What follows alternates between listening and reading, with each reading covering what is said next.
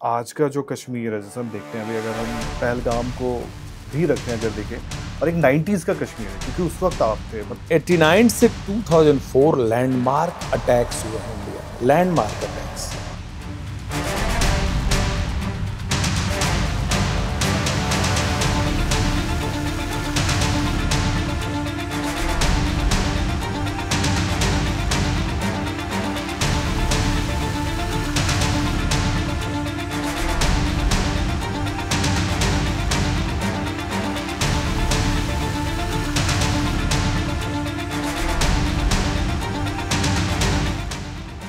कैसे टेररिस्ट हो, मुझे आज भी याद है गाजी बाबा, जिनकी तस्वीर नहीं होती।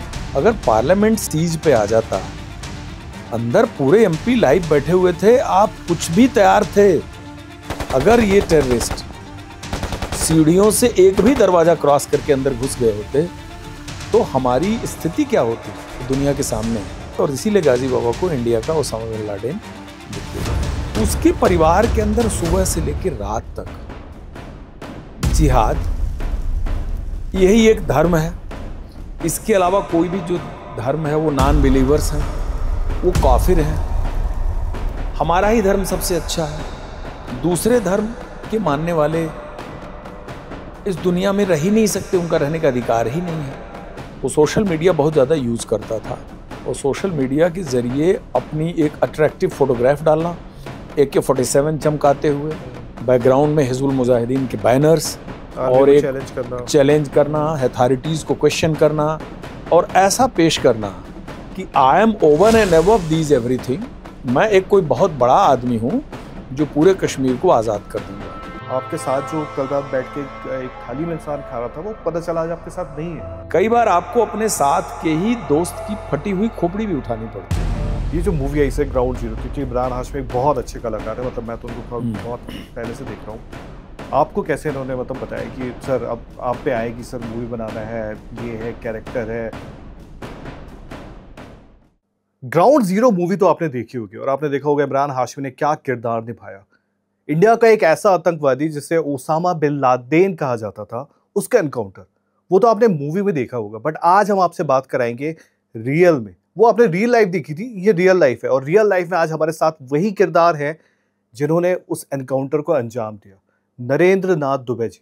आज उनसे बात करेंगे, सर से बात करेंगे और कई मुद्दों पर बात करेंगे कि कैसे कश्मीर में आतंकवाद का स्टार्ट हुआ, बुरहान वानी से लेकर गाजी बाबा तक, सारे मुद्दों पर बात करेंगे। और साथ ही ये भी बात करेंगे कि किस तरह कश्मीर के युवाओं को भटका कर मानव बम बनाया जाता है, किस तरह उनको जिहादी बनाया जाता है। सारी चीज़ों पर बात करेंगे और बहुत ही इन डेप्थ बात करने वाले हम। तो प्लीज़ पूरा पॉडकास्ट इत्मीनान से देखिएगा। तो सर, सबसे पहले कि आप BSF आप आए और सबको पता है BSF में आपने क्या कुछ किया, लेकिन क्या BSF से ही शुरुआत हुई थी या उससे पहले भी कुछ था? BSF से पहले मैंने एक टाइम आया था कि जब मैं नौकरी की तलाश में था, और इस पे मैंने चर्चा भी की है कुछ एक फोरम पे कि मुझे एक नौकरी चाहिए थी। मैं सीकिंग जॉब। तो एक उत्तर प्रदेश पुलिस के आर्म डूइंग का एक उसका वैकेंसी निकला, जिसको मैंने अप्लाई किया, और कुल 32 पोस्ट थी, 32 पोस्ट थी। तो उसमें मैं सेलेक्ट हुआ, और सेलेक्ट होने के बाद मैं प्रयाग पोस्टेड रहा, इलाहाबाद। तो इलाहाबाद से बड़ी पढ़ाई की बड़ी तमन्ना थी। जब मैं पढ़ रहा था कि Allahabad, which is known to be Oxford of eastern UP, वहाँ से तालीम मिले, तो वो तो पूरी हुई नहीं। तो चलिए इसी बहाने मेरी पोस्टिंग हो गई, और पोस्टिंग के बाद मुझे बड़े टफ एरिया में काम करने का मौका मिला। एंटी डकैती ड्यूटी, इलाहाबाद रीवा के बॉर्डर पे जो जंगल और माउंटेनस एरिया है, जिसमें एक ददुआ गैंग का बड़ा भारी खौफ था, और शायद वो इस मिलेनियम में कोई 2009, 10, 11 में मारा गया है, वो यूपी पुलिस के एक इनकाउंटर में। तो उसमें मेरी ड्यूटी 1986 में लगी थी। कुछ महीने वहाँ काम किया, फिर मुझे फ्लड ड्यूटी में एक स्विमिंग, यानी जिसको कहते हैं कि फ्लड से रेस्क्यू करने वाले कंपोनेंट में कुछ महीने डाला गया। प्रयाग आ गया, फिर anti communal duty Moradabad area में बहुत ज़्यादा रहा। मुरादाबाद, संभल में मैंने 1986 मार्च, अप्रैल, मई में बहुत टफ हालात में काम किया था। और ये करते कराते लास्ट में मेरा जो करियर रहा वो Uttar Pradesh public service commission के चेयरमैन श्री जयंत चतुर्वेदी जी के साथ गुजरा। और तब तक इधर बीएसएफ का सिलेक्शन हो गया, तो मैं 30 सितंबर 1987 को वहाँ से रिजाइन कर दिया और फिर बीएसएफ की राह पे चल पड़ा। ये हमारा पिछले नौकरी और इस नौकरी के बीच का एक कनेक्टिंग ब्रिज है ये रहा।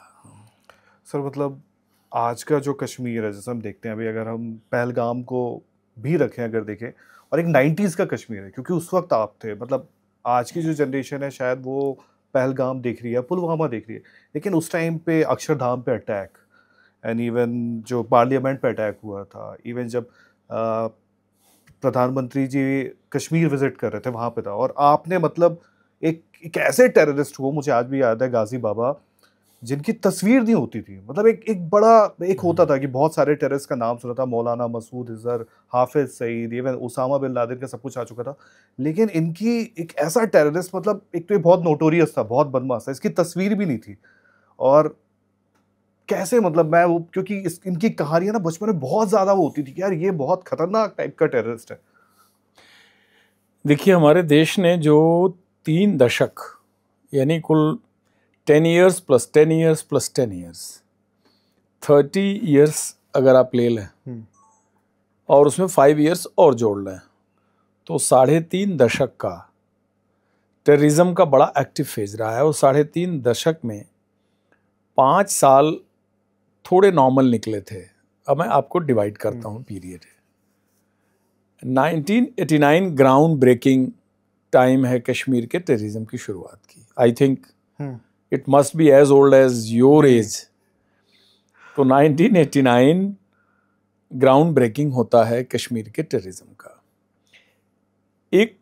एक बड़ा कम लोग इसको जोड़ पाते हैं कि 1989 तो दिखता है, लेकिन पाकिस्तान स्पॉन्सर्ड टेररिज्म उससे ठीक 10 साल और पुराना है।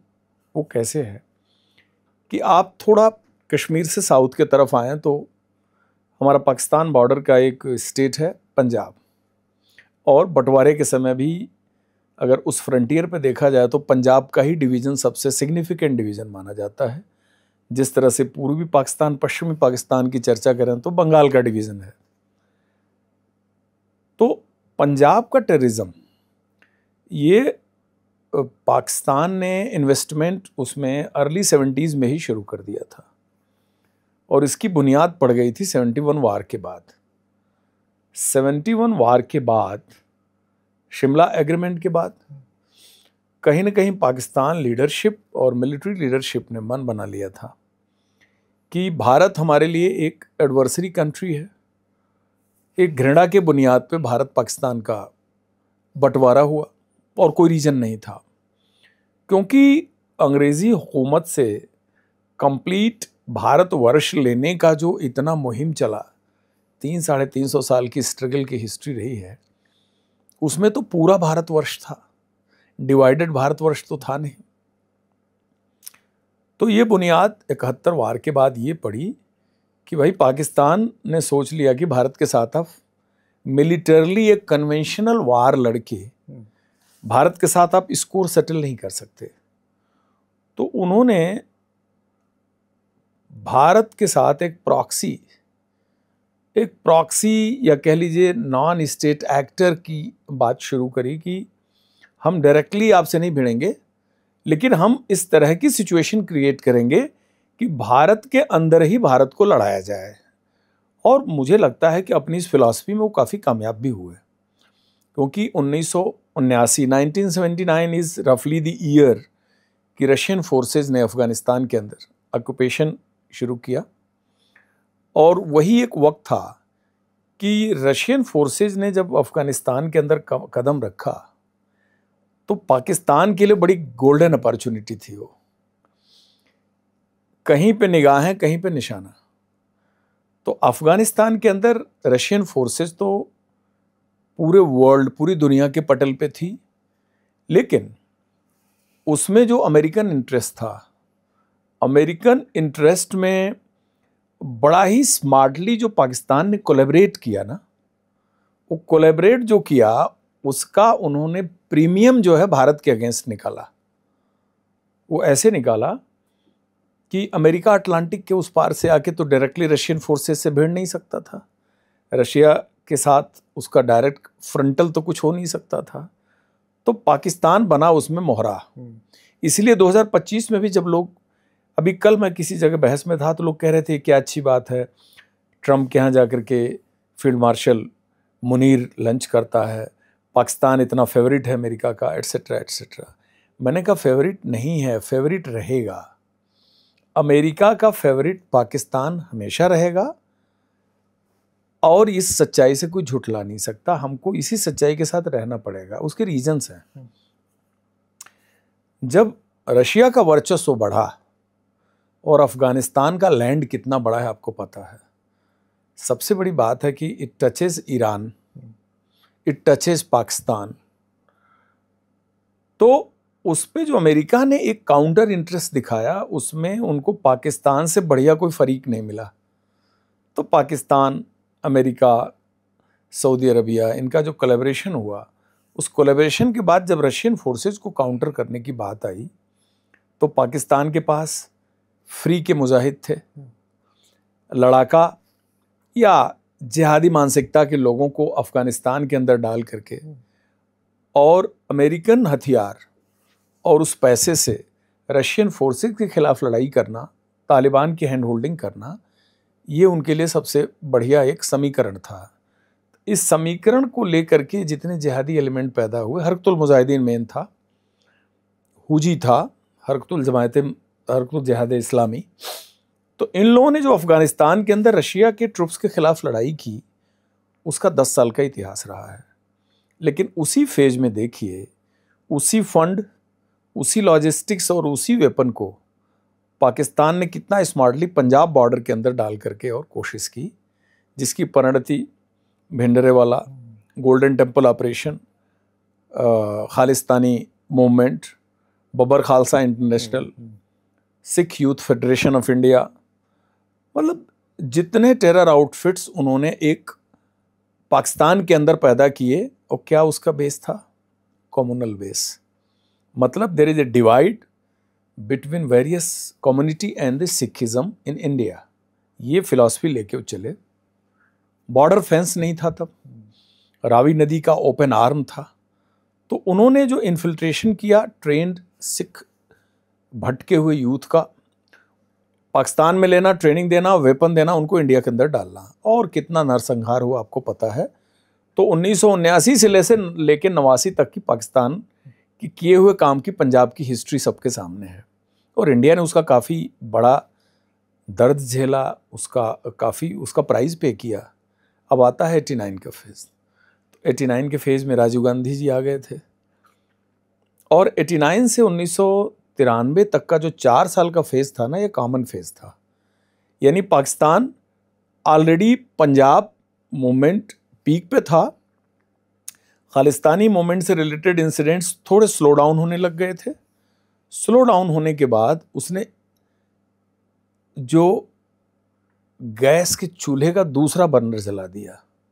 वो बर्नर कौन था? वो कश्मीर बर्नर था। और 4 साल तक दोनों पे मेनू चढ़ा दिया, पतीले पे।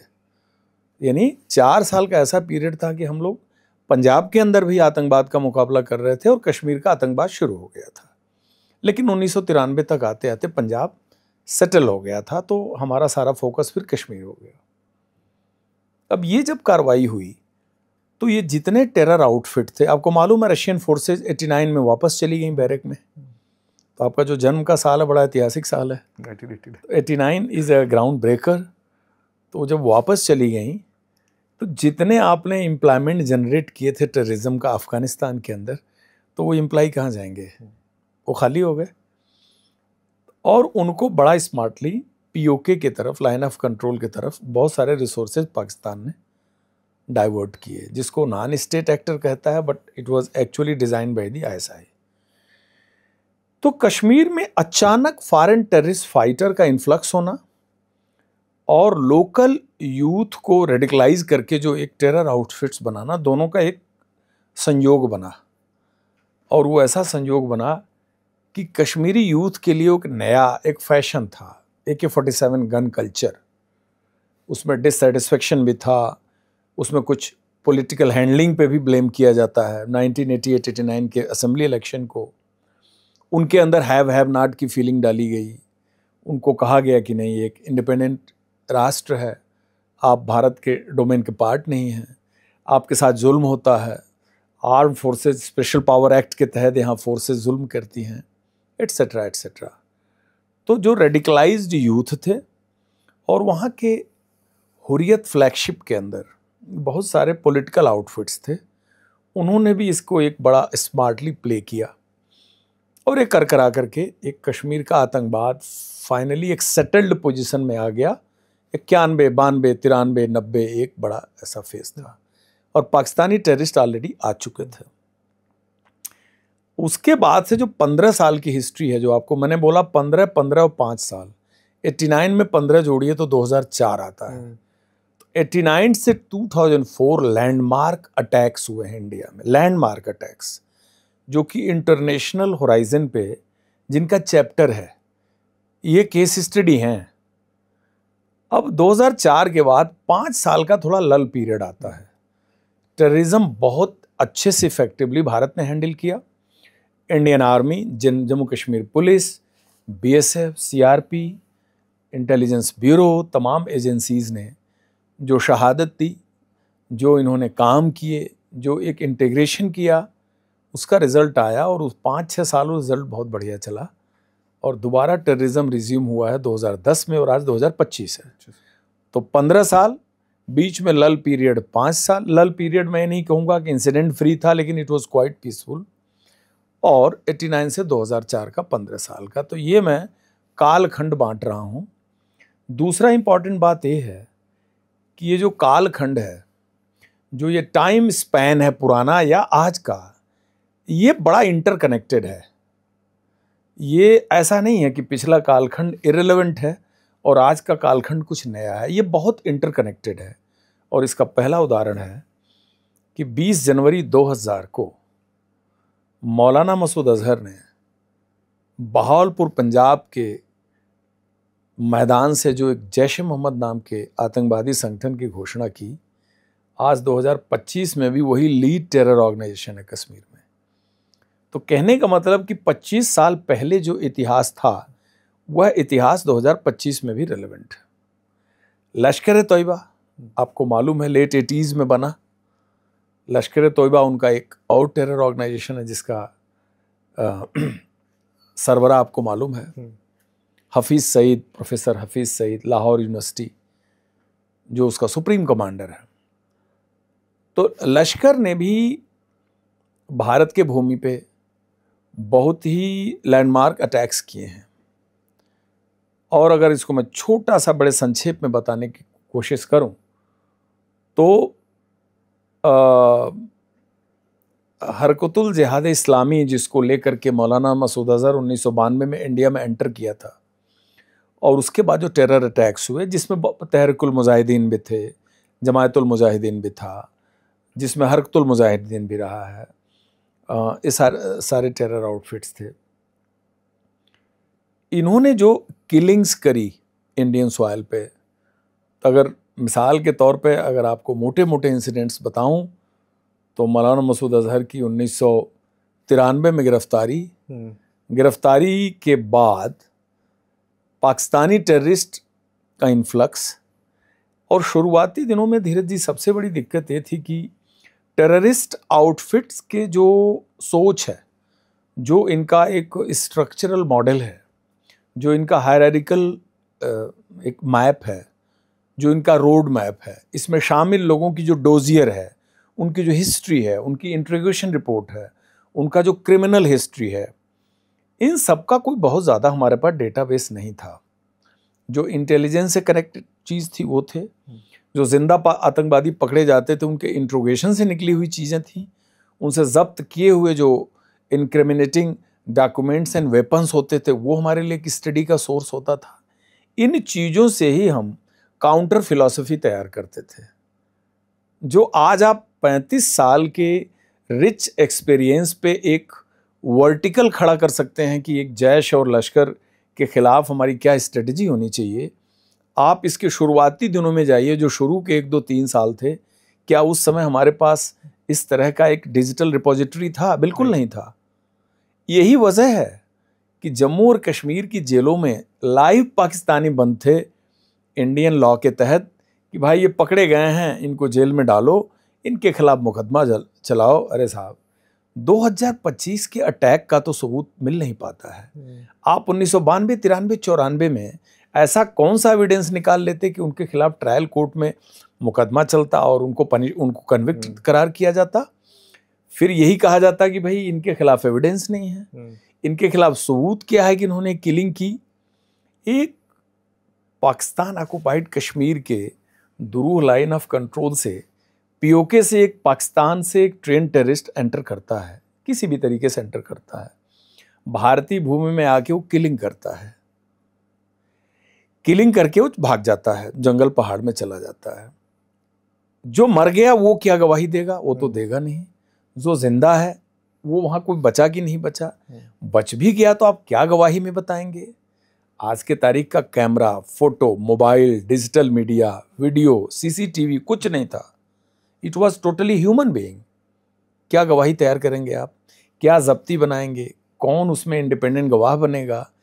कोर्ट का ट्रायल पे तो चीज़ें आपकी सबूत पे चलती हैं। तो शुरू में क्या था कि टेररिज्म को जब उन्होंने हैंडल किया तो it was learning by doing and doing by learning, दोनों प्रोसेस था। हम काम भी कर रहे हैं, सीख भी रहे हैं, और हम जो सीख रहे हैं उसकी बुनियाद में और अच्छा काम कर रहे हैं। फिर इन्होंने मास किलिंग शुरू की कश्मीर में, लेकिन 10 साल का तो इनका फेज मौलाना मसूद अजहर की गिरफ्तारी के चारों तरफ ही घूमता रहा। वो कैसे घूमता रहा कि 93 में अगर मौलाना गिरफ्तार न होता और जेल न जाता तो उसके छुड़ाने की मुहिम में इन्होंने इंडियन लैंड पे इतने क्राइम किए। मतलब एक खतरनाक टेररिस्ट बहावलपुर से चल के फेक पुर्तगीज पासपोर्ट पर वाया ढाका इंडिया में दाखिल होता है। भारत के अंदर वो मालदा से होकर के देवबंद आता है, सहारनपुर, क्योंकि जैश ए मोहम्मद देवबंदी अकीदा पे बना हुआ है। देवबंद की जैश की फिलॉसफी सेम है, और वह देवबंद हमारे सहारनपुर उत्तर प्रदेश में है। अब आप सोचिए हमारा कितना वल्नरेबल कनेक्शन है। नेशनल सिक्योरिटी को लिया जाए, मैं किसी भी संप्रदाय, किसी की फिलॉसफी को क्रिटिसाइज किए बगैर ये बताना चाहता हूं कि हम कितने स्टिकी विकेट पे हैं इन मुद्दों को लेके। He is drawing the inspirational philosophy from Jaish e Mohammed to launch a terror organisation, namely Jaish e Mohammed, who attacked your parliament. यहां से फिर वो जाता है लखनऊ। तब तक 6 दिसंबर 1992 को बाबरी मस्जिद डिमोलिश हो चुकी होती है। बाबरी मस्जिद डिमोलिश्ड बाबरी मस्जिद देखता है, और देखने के बाद उससे वो एक गुस्सा और हैट्रेड की फिलॉसफी लेके चलता है, travelling to Jammu, going to south Kashmir, Anantnag, Sajad Afghani के साथ। फिर वो अंडरग्राउंड मीटिंग करता है टेररिस्ट की, उनका पूरा ग्रिड तैयार करता है, लेकिन बदकिस्मती है कि वो गिरफ्तार हो जाता है। वो गिरफ्तारी भी बीएसएफ की गिरफ्तारी रही है। फिर वो जेल चला जाता है। जेल के अंदर से उसको छुड़ाने की कितनी कोशिशें हुई। पहली कोशिश हुई, जेल में सुरंग खोदी गई। अब आप अंदाजा लगाइए कि कोट बलवाल जेल जम्मू, जो आपके देश में है, आपके प्रदेश की राजधानी है जम्मू कश्मीर की, वो well with in your control है। एक जुडिशियल कस्टडी है टेररिस्ट की, उसके अंदर कैसे आप सुरंग खोद लेंगे? हम आप इस स्टूडियो में बैठे हैं, यहाँ से सारा सुरंग खोद के निकल पाएंगे क्या? और खोदेंगे तो क्या क्या रिसोर्सेज चाहिए हमको? आपके पास आपका अपना खुद का इकोसिस्टम आपको तैयार करना पड़ेगा जेल के अंदर। जब खुदाई करेंगे तो आपको इंस्ट्रूमेंट चाहिए, आपको टाइम चाहिए, और उसकी पूरी एक इंजीनियरिंग सिस्टम चाहिए जो पूरी जेल के अंदर से सुरंग खोद दे। मतलब शोले पिक्चर में एक डायलॉग खाली हम लोग सुनते हैं कि सुना है जेल में सुरंग खोदने वाली है, वो हरिराम नाई वो बताता है जय और वीरू को, उधर में इंसाफ सुन रहे होते और उसमें असरानी जेलर होते हैं। तो तब बड़ा फनी सा लगता है कि जेल में सुरंग खोदने वाली, यानी एक आम दर्शक ये प्रेरणा लेता है कि अच्छा जेल में कैसे सुरंग खोद सकती, एंड इन्होंने कोटबलवाल जेल में सुरंग खोदी। एक बहावलपुर पाकिस्तान से आया हुआ टेररिस्ट आपके देश के जुडिशियल कस्टडी जेल के अंदर वो सुरंग खोदता है। इसका मतलब जेल के अंदर का पूरा इकोसिस्टम उसने अपने हाथों में ले रखा था, इंक्लूडिंग जेलर। मैं तो सीधे बोलता हूं, लेकिन वो चीज उसकी फेल हो जाती है। उसमें सीआरपी के सेंट्री ने सजाद अफगानी को मार दिया टनल के बाहर। मौलाना फिर ट्रैप हो जाता है। फिर उन्होंने 1994 में 4 टूरिस्ट की किडनैपिंग का प्लानिंग किया था कश्मीर से। 4 टूरिस्ट किडनैप हुए थे और ट्रैक 2 नेगोशिएशन के जरिए पाकिस्तान टेरर ऑर्गेनाइजेशन अपने प्रॉक्सी के जरिए उन्होंने कोशिश की कि गवर्नमेंट ऑफ इंडिया उनकी इस मांग को एक्सेप्ट कर ले कि मौलाना को आप जेल से छोड़ दीजिए तो ये टूरिस्ट छूट जाएंगे। It was not accepted. अगस्त 1995 they kidnapped 6 tourist from Aru Pahalgam, same south Kashmir area, वही पहलगांव जहां 22 अप्रैल 2025 को हमारे 26 भारतीय बेगुनाहों को लश्कर ने मारा है। उन टूरिस्ट में एक का मर्डर हो जाता है, एक इंजर्ड हालत में इवैक्यूएट किया जाता है, बाकी 4 बस्ताए गुमनामी में चले गए जिनका आज तक कुछ पता नहीं लगा। और ये सारा करने वाला भारतीय सॉइल पे जैश-ए-मोहम्मद का चीफ ऑपरेशनल कमांडर जो कि मौलाना मसूद अजहर का राइट हैंड था, गाजी बाबा था। और लास्ट में इन्होंने कोशिश की 1999 में 24 दिसंबर 1999 IC-814 destination from Tribhuvan international airport Kathmandu to Delhi कहाँ ले जाया गया? राजा सांसी इंटरनेशनल एयरपोर्ट अमृतसर उतारा गया। After 49 minute refuelling at Lahore airport, then Al Minhad technical airport area Dubai, finally it was taken to Kandahar which was under Taliban regime. और भारत का कोई डिप्लोमेटिक कनेक्ट नहीं था वहाँ, कोई हमारे बातचीत का कोई जरिया नहीं था। आईएसआई ने उस जहाज़ को पार्किंग करने का वो डेस्टिनेशन चुना जहां वो सबसे मजबूत पोजीशन में थे नेगोशिएशन के लिए। हमारे मोर देन 175 पैसेंजर्स, जबकि शताब्दी बदल रही थी, सिर्फ वर्ष नहीं बदल रहा था, मिलेनियम बदल रहा था। 1999 2000 होने जा रहा था और आईएसआई ने डिजाइन किया मिलेनियम गिफ्ट टू इंडिया। मतलब शताब्दी बदलती है, साल बदलता है, त्योहार का अगला त्योहार आता है, आप उस दिन सेलिब्रेशन के मूड में होते हैं, आपके कुछ ख्वाब होते हैं, कुछ आपने कल्पनाएं की होती हैं, तैयारी की रखी है। और आईएसआई ने भारत को नीचा दिखाने के लिए, एम्ब्रेस करने के लिए और इंडिया को एक ऐसे क्राइसिस मोमेंट पे खड़ा करने के लिए हाईजैकिंग प्लान बनाया और उसके बदले मांग की 36 टेररिस्ट को वापस लेने की, जिसमें 3 टेररिस्ट छोड़े गए थे। IC-814 रिलीज हुआ और उनमें मौलाना मसूद अजहर भी था, सैयद मोहम्मद उमर शेख था, मुश्ताक अहमद जरगर था। ये तो हुआ 2000 की कहानी। जनवरी में जैश बनता है और जैश के बनने से पहले 1999 में करगिल होता है और Badami Bagh cantt 15 core headquarter के सामने 2 ट्विन ब्लास्ट होता है। सुसाइड का ब्लास्ट का टाइम वो आ गया था। उससे पहले सुसाइड मिशन कश्मीर में सुनाई नहीं देते थे। इट स्टार्टेड इन 1999, जिसको कहते हैं आत्मघाती दस्ता, फिदाइन, सेल्फ सुसाइड दस्ता, वो इन्होंने 1999 में शुरू कर दिए थे।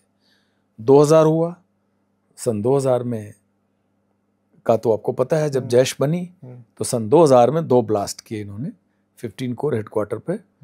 एक तो अप्रैल में किया था, वो पहला ब्लास्ट जो था वो कश्मीरी था जो ब्रिटिश था, Kashmiri born Bilal which was in London, उसको इन्होंने मोटिवेट किया था। कई बार बात होती है जिहादी कई बार बात होती है अकल नहीं होना, कई बार बात होती नहीं जाहिल। सबसे बड़ी दुख की बात है कि बहुत पढ़े लिखे दो टाइप के लोग रहे हैं इसमें। एक तो ठीक है जो फुट सोल्जर हैं, अजमल कसाब टाइप लोग, लेकिन दूसरा वर्ग रहा है highly educated technocrat, pilots, aeronautics engineering किया हुआ, doctors. Al Zawahiri was a famous surgeon, surgeon था। तो मैं कह रहा हूं रेडिकलाइजेशन का हाईली एजुकेटेड होने से कोई संबंध नहीं है, दोनों अलग अलग चीजें हैं। इनका इस्तेमाल किया और 2001 में गाजी बाबा ने इंटरव्यू दिया जी न्यूज़ को कि हम सियासी तौर पे भारत और पाकिस्तान कितनी भी बातचीत करते रहे, लेकिन अस्करी का जो हमारा मूवमेंट है, अस्करी माने मिलिट्री मूवमेंट, जो हमने गन उठाया ना वो हम जारी रखेंगे। वो इंटरव्यू कोट इसमें प्रोड्यूस किया गया है, वो कोटेड है इस मूवी में। और उसके बाद उन्होंने 2001 में इतने हमले कश्मीर में किए, including first attack on Jammu Kashmir assembly. 1 अक्टूबर 2001 को आर्काइव करिए, अटैक है। उसके ठीक 72 दिन बाद 13 दिसंबर 2001 को दिल्ली में पार्लियामेंट अटैक, जैश के नाम है। उसके बाद ये जो ऑपरेशन है जिसकी हम लोग चर्चा करते हैं, गाजी बाबा मारा जाता है अगस्त 2003 में, और जैश ए मोहम्मद की लीडरशिप 13 वर्ष तक घुटनों पे बैठी रही। इस 13 वर्ष में उनका कोई सिग्निफिकेंट अटैक नहीं हुआ। सर इनको मतलब गाजी बाबा को मैं सुनता हूँ जब भी, तो इंडिया का मतलब एक होता है ना ओसामा बिन लादेन, जब आप ये नाम उनके साथ एसोसिएट करते हो कि यार ये इंडिया को ओसामा बिन लादेन, तो मतलब ऐसा क्या? देखिए क्या है कि ओसामा बिन लादेन क्यों हाईलाइट हुआ। ओसामा बिन लादेन तो 9/11 एग्जैक्टली वर्ल्ड ट्रेड, उनका वर्ल्ड ट्रेड एक देखा जाए तो अमेरिका का शान। वो टावर्स जो थे वो आज भी आप जाएंगे न्यूयॉर्क में तो आपको अगर आप देखेंगे तो आपको महसूस होगा कि okay this was the WTO। यानी अमेरिका का एक टावर गिर जाने से कोई अमेरिका ऐसा नहीं कि चला गया धूल या मिट्टी में। क्वेश्चन होता है नेशनल प्राइड, क्वेश्चन होता है राष्ट्रीय अस्मिता, और एक आपका एक मॉन्यूमेंटल बिल्डिंग है यानी जिसको आप इतने प्राइड से बनाया है और जिसमें हजारों जान है, जिंदगी है, पूरा आपका ट्रेड फंक्शन कर रहा है, and that is symbol of your pride. तो अलकायदा ने WTO को चुना एज ए टारगेट, और उनका ट्विन टावर, वो थर्ड जहाज तो छीना झपटी में तो स्कफल में गिर गया, नहीं तो शायद तीसरा भी जाके टकरा था। तो वो टावर गिरा के उन्होंने अमेरिका का वो नंबर 1 एनिमी बना, यानी अमेरिका ने उसको नेशनल एनिमी डिक्लेयर किया। तो he became Osama bin Laden of USA। Actually पूरे दुनिया की जो ग्लोबल टेरर डेफिनेशन भी वहीं से चेंज हुई 2000। मतलब अगर WTO पे अटैक ना अलकायदा करता तो आज की तारीख में भी गुड टेररिस्ट बैड टेररिस्ट को अमेरिका उसी नज़र से देखता, अभी भी देख रहा है। अगर मेरी याददाश्त सही है तो आप मुझे बताइएगा, मुझे याद है अटल जी शायद जाया करते थे और वो विदेशों बोला करते थे आतंकवाद, तो ये इनको समझ में नहीं आता था, यूरोप वालों को उन्हें खूब समझ में आता था। इनका सिस्टम यही है कि इनका है your terrorist is your terrorist, until that person is my terrorist, he is not a terrorist। हम वसुधैव कुटुंबकम की बात करते हैं, वो बात करते हैं कि कोई टेररिस्ट आपके लिए टेररिस्ट होगा, हमारे लिए तो नहीं, हमारे लिए तो फ्रीडम फाइटर है। तो कहने का, और आज भी वर्ल्ड इसी बात पर डिवाइडेड है। जो दुनिया के अंदर कंसेंसस हो रहा है एंटी टेररिज्म को लेके, भारत जिसको बार बार प्रेस अप ऑन करता है कि टेरर फ्रंट पे वर्ल्ड में डुप्लीकेसी नहीं होनी चाहिए। You are talking something in public and you are practising something in private. तो इस पे हिपोक्रेसी नहीं होनी चाहिए। इसमें दुनिया को एक स्टैंड रखना चाहिए कि आतंकवाद मेरा आतंकवाद भी आपका ही आतंकवाद है, और एक आतंकवाद से ग्रसित दुनिया कभी विकसित नहीं हो सकती। यही भारत का पिच है पूरे वर्ल्ड के सामने। और 93 देशों ने पहलगांव अटैक की निंदा की है, 93 कंट्री ने। तो जो टेररिज्म पे वर्ल्ड का शिफ्ट है, वर्ल्ड कंट्रीज का जो ओपिनियन है, वो पहले से भी बहुत चेंज हुआ है। हाँ, दुर्भाग्य है कि अमेरिका जैसे देश, कुछ वेस्टर्न कंट्रीज अभी भी वेस्टेड इंटरेस्ट के हिसाब से ही टेररिज्म को देख रहे हैं।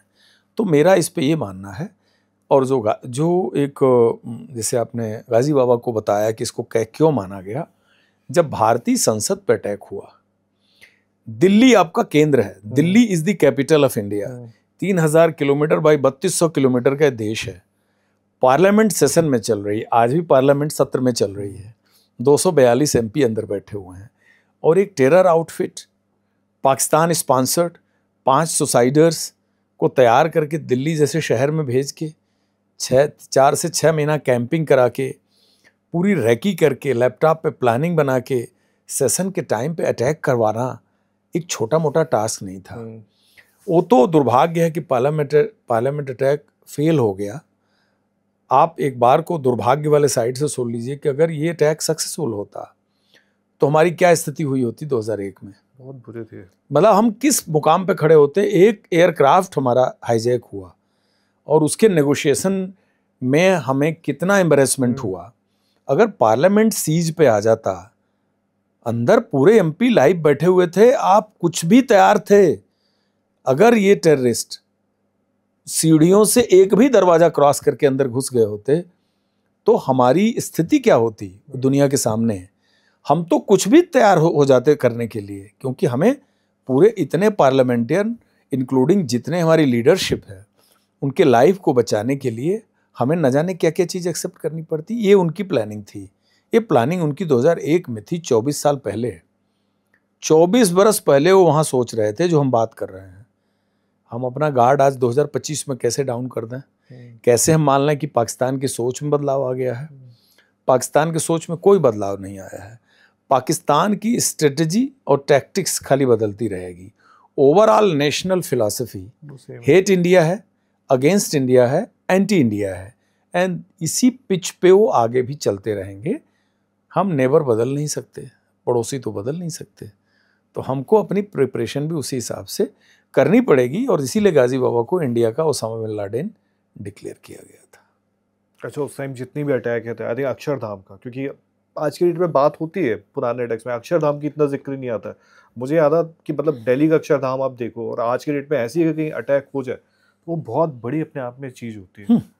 अक्षरधाम इन्होंने टेररिस्ट ने, अक्षरधाम अटैक जो था कोलैबोरेटिव था, लश्कर और जैश दोनों का था, क्योंकि कई टारगेट पे लोग कोलैबोरेट भी कर जाते थे, 2 ग्रुप एक साथ उस पर काम करते थे। तो Akshardham attack it was a proper gun battle on the floor of temple. मतलब ऐसा बड़ा कम दुनिया में सुनने को मिलता है कि आप स्वामी सत्यनारायण के मंदिर पे टेररिस्ट पाकिस्तानी दिन में घुस के और ब्लड शेड सबको उस मंदिर के अंदर मारे हैं। मतलब ये सब पाकिस्तान ही ये सोच सकता है। दुनिया में मुझे नहीं लगता कोई और कंट्री, अगर किसी की किसी से एनिमिटी भी होगी तो ऐसा जाकर के करेगा। ये तो मतलब या तो इनसेन आदमी है, समबडी आउट ऑफ माइंड, यानी जिसको सनक है, कुछ सोच ही नहीं सकता है तो वो कर सकता है, या उससे बड़ी सनक है रेडिकलाइज्ड इस्लामिक माइंड, या तो वो कर सकता है। और पाकिस्तान इसी रेडिकलाइज्ड इस्लामिक माइंड सेट को ही एक्सप्लॉइट करता है और कम समझ वाले नीडी झुग्गी झोपड़ी से उठाए हुए फुट सोल्जर को पिक करता है, उन्हीं को ट्रेन करता है, उन्हीं का माइंड वॉश करता है और उनको एक्चुअल जो कहते हैं कि एग्जीक्यूटर्स वही होते हैं। पर सर आपने ऐसे ये ब्रेन वॉश की बात चल रही है, कैसे मतलब जैसे आपने बहुत इंट्रोगेट किए होंगे, लोग आए होंगे, मिले होंगे, कैसे मतलब क्या एक होता है कि जैसे इसमें बहुत पढ़ा लिखा हो तो भी वो फर्क नहीं पड़ता, बहुत गरीब हो तो भी फर्क नहीं पड़ता, कैसे मतलब एक इंसान अपनी आत्मा इस तरह के लिए तैयार होता है? देखिए, जो रेडिकलाइज्ड हैं, जिन टेररिस्ट को हमने पाकिस्तानी टेररिस्ट से जिनका वास्ता पड़ा है हमारा, हमने जो इंट्रोगेट किया है, जिनके पर्सनल इंटरव्यूज लिए हैं, जिनको हमने फाइट करते हुए देखा है, उससे ये चीज़ निकल के आई कि आम सोच के लोगों से बिल्कुल अलग होते हैं। एक आप माहौल के बारे में कल्पना करिए, मैं आपको जस्ट एक उदाहरण देता हूँ। कोई एक बच्चा घर में पैदा हो रहा है, पैदा होने के बाद जब उसका एक चाइल्डहुड होता है, करीब 3 and 3.5 years 4 years तक तो बहुत ज़्यादा बच्चे को समझ नहीं होती। उसके बाद जब ग्रो करता है तो फैमिली एक मिल के बराबर है। परिवार पहली पाठशाला है किसी की भी, स्कूल तो बाद में आता है, फॉर्मल एजुकेशन। उसके परिवार के अंदर सुबह से लेकर रात तक जिहाद, यही एक धर्म है। इसके अलावा कोई भी जो धर्म है वो नॉन बिलीवर्स हैं, वो काफिर हैं। हमारा ही धर्म सबसे अच्छा है। दूसरे धर्म के मानने वाले इस दुनिया में रह ही नहीं सकते, उनका रहने का अधिकार ही नहीं है। और एक ऐसा एजुकेशन, जिस एजुकेशन का आज के संसार को चलाने के लिए जिसका कोई भी कंट्रीब्यूशन नहीं है, एक ऐसी शिक्षा देना जो शिक्षा एक पहनावे पे केंद्रित हो, सिर्फ एक भाषा पे केंद्रित हो, एक रिचुअल्स मॉर्निंग से रात तक पे केंद्रित हो, उसका रेस्ट ऑफ द वर्ल्ड से कोई लेना देना ना हो।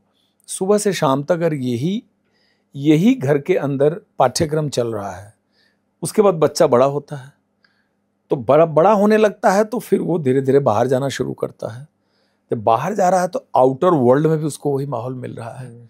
और जब एक वल्नरेबल टाइम आ जाता है, जब वो 12, 14, 15 साल का होने लगता है, तो उसको सिखाने वाले और उसके जो मोटिवेटर है, मेंटर हैं, वो मेंटर ऑलरेडी उनका दिमाग भ्रष्ट है, वो पॉल्यूटेड माइंड है उनका, एक सोच है उनकी एंटी इंडिया घृणा सुबह से शाम तक। और आज की तारीख में तो सोशल मीडिया के ज़माने में बच्चा मोबाइल और टीवी को करीब 1.5 साल से ही कैच करना शुरू कर देता है। 1.25 साल, 1.5 साल, 14 महीने, 12 महीने का बच्चा मोबाइल स्क्रीन पकड़ लेता है, 2 साल का बच्चा पकड़ लेता है, 3 साल का बच्चा तो टीवी का रिमोट कंट्रोल हैंडल कर रहा है।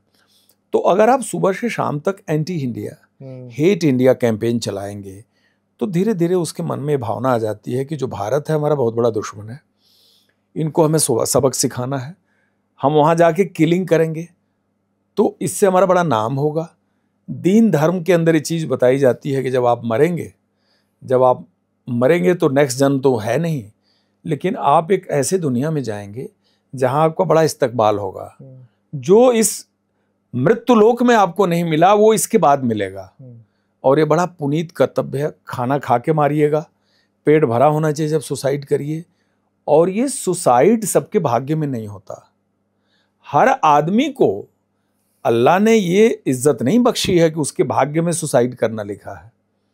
सुसाइड किसी किसी के मुकद्दर में है। तो आपने अलकायदा का, अगर आपने लूमिंग टावर बुक पढ़ी होगी, तो ओसामा बिन लादेन, अलकायदा के कई ऐसे टेररिस्ट थे, जब रशियन फोर्सेस बम्बार्डमेंट करती थी तो बंकर से बाहर निकल के वो डांस करते थे। और कुछ कुछ दिन तो ऐसे डांस करते थे कि मतलब ये बम क्यों मेरे पे नहीं पड़ रहा है।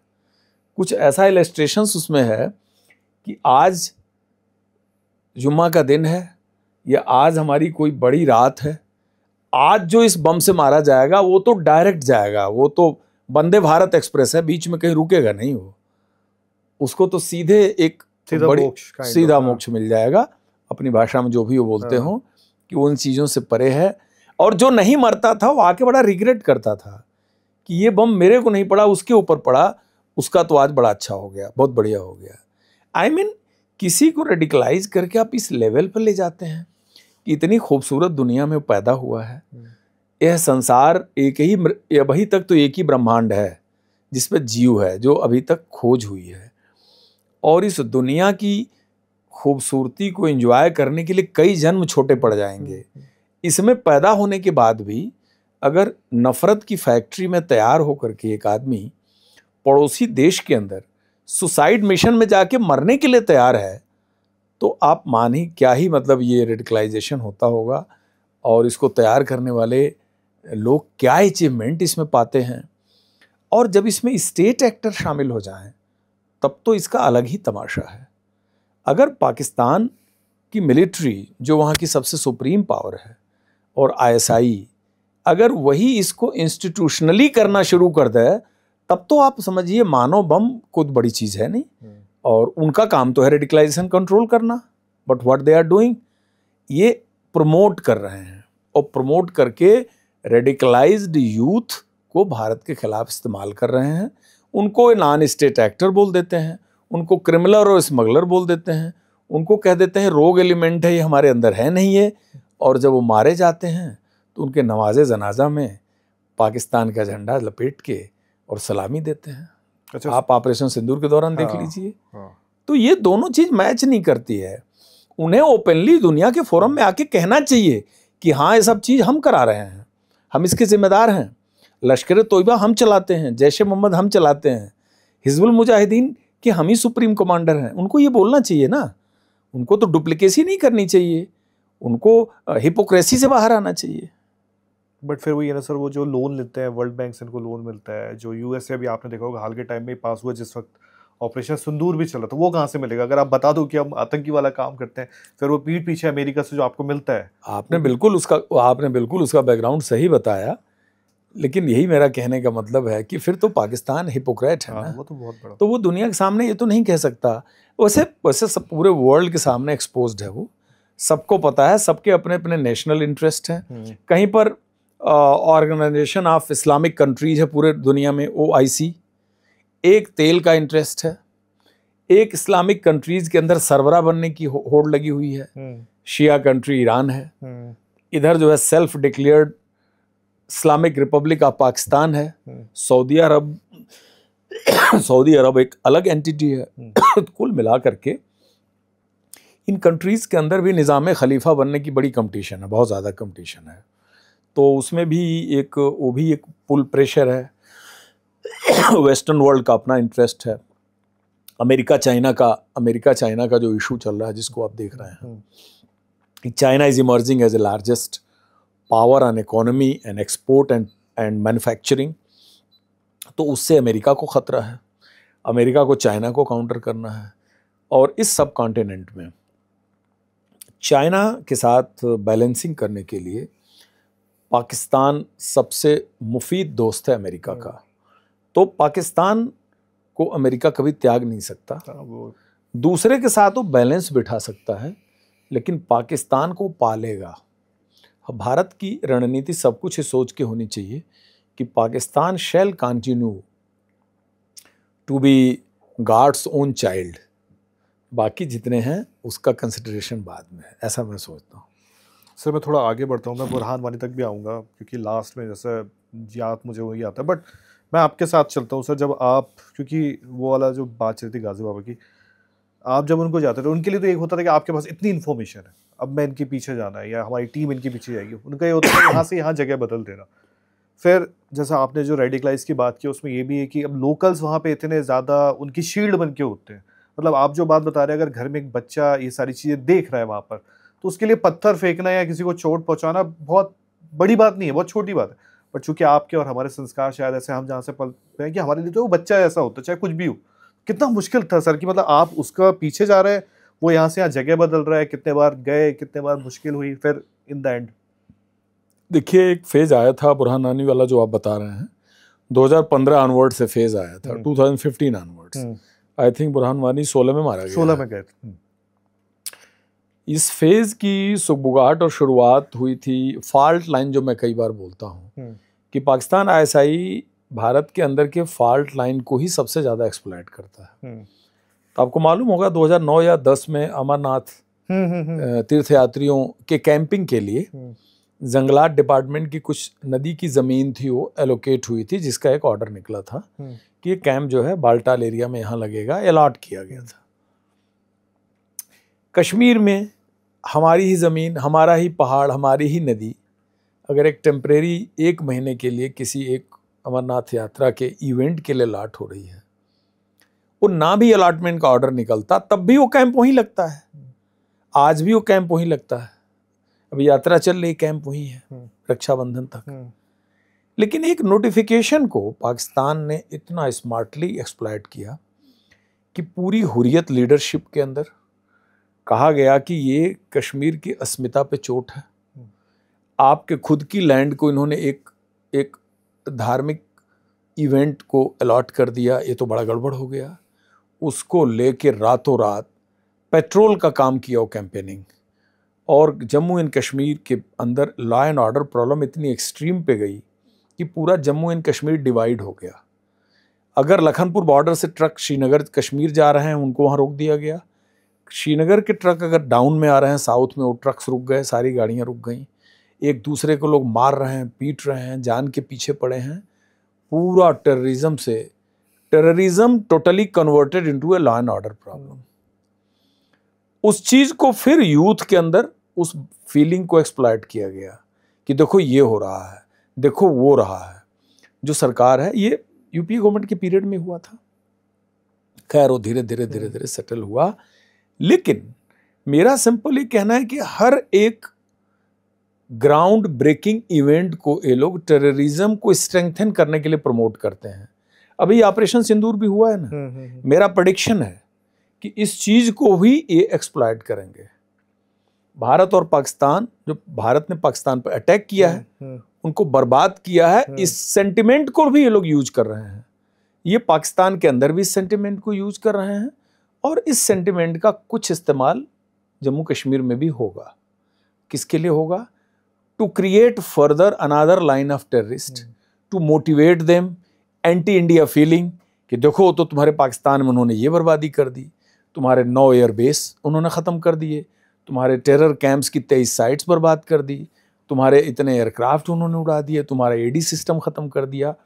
इससे लड़ो, इसके लिए तुम खुद को तैयार करो। इसीलिए आपने देखा होगा कि जितने टेरर मॉड्यूल हैं, टेररिस्ट हैं, ये कराची और अगर हम भर्ती कर रहे हैं जिहाद और दीन के नाम पे। सेफ पाकिस्तान, पाकिस्तान को अस्मिता बचाने के लिए पाकिस्तान के तुम आगे आओ, तुमको हम ट्रेन करेंगे, तुम भारत में जाओ। Already they have started using this opportunity to create their human resources. तो ये हमेशा पाकिस्तान में होता रहा है। तो वो जो अमरनाथ यात्रा की लैंड अलॉट हुई, उसके बाद law and order problem create हुआ और उसके बाद जाके हिजबुल मुजाहिदीन का था ये बुरहान वानी, HM का था। तो 2014 से शुरू हुआ, 15 में एक्सट्रीम पे था। अब उन्होंने लॉ एंड ऑर्डर प्रॉब्लम जब देखा कि तब तक सोशल मीडिया का टाइम आ गया था, तो he became a poster boy. वो सोशल मीडिया बहुत ज़्यादा यूज़ करता था और सोशल मीडिया के ज़रिए अपनी एक अट्रैक्टिव फोटोग्राफ डालना, AK-47 चमकाते हुए, बैकग्राउंड में हिजबुल मुजाहिदीन के बैनर्स और एक चैलेंज करना, अथॉरिटीज़ को क्वेश्चन करना और ऐसा पेश करना कि I am over and above these everything, मैं एक कोई बहुत बड़ा आदमी हूँ जो पूरे कश्मीर को आज़ाद कर दूंगा। और कश्मीर में एक और फीलिंग बहुत ज़्यादा रही है कि पलड़ा जिसका भारी रहा है, जैसी बह बयार पीठ तब तैसी कीजिए। अगर अवाम ने देखा, मैं आम अवाम की बात बोलता हूँ, कि यहाँ पर सिक्योरिटी फोर्सेज अपर हैंड पे है, तो बहुत ज़्यादा वो सिक्योरिटी फोर्सेज को वाह वाह बढ़िया उनको सपोर्ट भी करते हैं। जहाँ उन्होंने देखा नहीं कोई सेटबैक हो गया और टेररिस्ट लीड ले रहे हैं, तो वो फिर उनके तरफ भी हो जाते हैं। और कुछ एलिमेंट तो है ही हैं जो हमेशा से उनके OGW रहेंगे और कुछ हैं जो हमारे सिंपैथी में भी रहते हैं। तो बुरहान वानी का जब फेज आया तो उन्होंने इस मौके को ह्यूज रिक्रूटमेंट ऑफ यूथ में कन्वर्ट किया और उसको बड़ा अच्छा इंसेंटिवाइज कर दिया। जैसे आप कोई इवेंट करते हैं, उस इवेंट में किसी को बुलाते हैं तो 10, 20, 50, 100 लोग आएंगे। आपने कह दिया नहीं, जो आएगा उसको हम एक बैच भी देंगे, उसको रिफ्रेशमेंट भी देंगे, आने जाने का भाड़ा भी देंगे, तो ज़्यादा लोग आएंगे। आपने कहा नहीं जो लोग आएंगे उन्हें हम और इंसेंटिव देंगे तो और ज़्यादा लोग आएंगे। तो उन्होंने इस पूरे लॉ एंड ऑर्डर को स्टोन पेल्टिंग के एक खतरनाक धार देके इंसेंटिवाइज कर दिया and everybody was being paid on master roll. Proper master roll बनता था, प्रॉपर स्टोन पेल्टिंग के GR डिसाइड होते थे, गूगल लोकेशन डिसाइड होती थी, टाइमिंग डिसाइड होता था। 500 यूथ को ऑनलाइन पेमेंट देना है। 500 यूथ में 20 लड़के परी चौक पर 11 बजे से 11 बजे तक 15 मिनट तक पत्थरबाजी करेंगे। उसके बाद सेक्टर 44 में इतने बजे से इतने बजे तक पत्थरबाजी करेंगे। तो पूरा इन्होंने मैपिंग कर दी थी कश्मीर की। और कोई इन्होंने आम पब्लिक के खिलाफ कोई पत्थर नहीं चलाया। सारा पत्थर पुलिस की गाड़ी के खिलाफ, आर्मी की गाड़ी के खिलाफ, BSF CRP की गाड़ी के खिलाफ, सरकारी लोगों की गाड़ी के खिलाफ। दिन में गाड़ियां बंद हो गई थी साहब। यही तो पाकिस्तान चाहता है।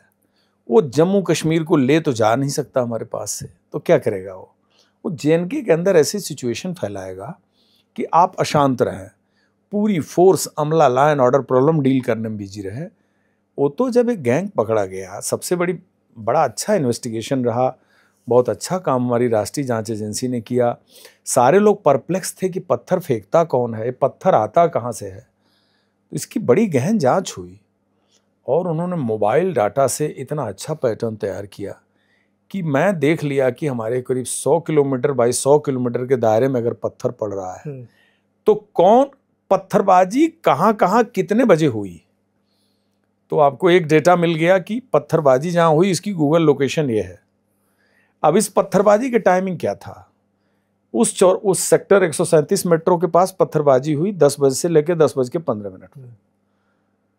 सारे टाइमिंग आपके आ गए। उसके बाद पूरे पत्थरबाजी लोकेशन का डंप टावर लिया गया, mobile tower data, mobile tower data सबका उठ के आ गया। फिर ये से रिसर्च किया गया कि एक जगह अगर 50,000 मोबाइल टावर मिले तो कौन कौन मोबाइल नंबर है जो कॉमन है सारे जगह।